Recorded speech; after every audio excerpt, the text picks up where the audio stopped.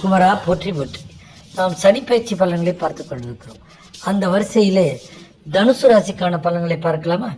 தனுசு ராசி நேயர்களுக்கு இந்த சனி பயிற்சி சில பொறுப்புகளையும் சவால்களையும் ஒரு சேர கொண்டு வருகிறது.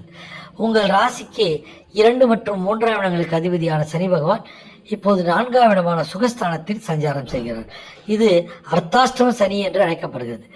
அஷ்டம சனி தரும் பாதிப்புகளில் பாதி அளவு இந்த காலகட்டத்தில் ஏற்படும். குறிப்பாக தாயாரின் உடல்நலத்தில் அதிக கவனம் தேவை.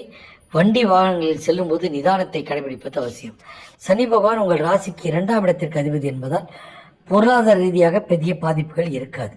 மாறாக சொத்து சேர்க்கை தனவரவு உண்டாகும். குடும்பத்தில் சிறு குழப்பங்கள் அல்லது கருத்து வேறுபாடுகள் தலை தூக்கலாம். பேச்சில் நிதானம் முக்கியம். தேவையற்ற வாக்குவாதங்கள் பகையை உண்டாக்கும். பொருளாதார நிலை உயர்வு இருக்கும். சிலருக்கு புதிய வீடு நிலம் வாங்கும் யோகம் கைகூடும். பழைய வாகனத்தை விற்று புதிய வாகனத்தை வாங்குவீர்கள். பணம் கொடுக்கல் வாங்கலில் மிகுந்த எச்சரிக்கை தேவை. ஜாமீன் கையெழுத்து போடுவதை கண்டிப்பாக தவிர்க்க வேண்டும்.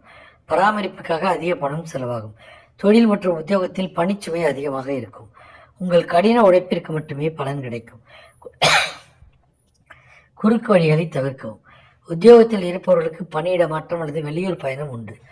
தொழிலில் புதிய முதலீடுகளை செய்யும்போது மூத்த குடும்ப உறுப்பினர்கள் ஆலோசனை கேட்பது நல்லது. வேலையில் கவனம் சிதறாமல் பார்த்துக்கொள்வது உங்கள் வளர்ச்சியை உறுதி செய்யும். வேலையில் இருப்பவர்களுக்கு தற்காலிக வேலைபாடு காரணமாக குடும்பத்தை பிரிய வேண்டிய சூழல் ஏற்படலாம். படிப்பில் மாணவர்கள் அதிக முயற்சி எடுக்க வேண்டியிருக்கும். மந்தநிலை ஏற்படாமல் இருக்க திட்டமிட்ட நேர மேலாண்மை அவசியம். கலைத்துறையில் உள்ளவர்களுக்கு போராட்டமான சூழல்கள் இருந்தாலும் உங்கள் விடாமுயற்சி வெற்றியை தரும். கலைத்துறையில் இருப்பவர்களுக்கு புகழை விட பொருளாதாரம் சம்பந்தமான சிக்கல்களே முக்கியமாக இருக்கும். பரிகாரம்: தனுசு ராசியினர் சனிக்கிழமைகளில் அனுமன் வழிபாடு செய்வது அர்த்தாஷ்டம சனியின் வீரியத்தை குறைக்கும். இயன்றவரை சனிக்கிழமைகளில் 48 எல் தீபங்கள் ஏற்றி வழிபடுவது, புளியோதரை தானம் செய்வது சிறந்தவானது. தேவையற்ற பயணங்களை தவிர்ப்பதும் ஆரோக்கியமான உணவுகளின் பழக்கத்தை கடைபிடிப்பதும் அவசியம். சனி மற்றும் வியாழக்கிழமைகளில் காகங்களுக்கு எல்கலந்த சாதம் வைப்பது மன அமைதி தரும்.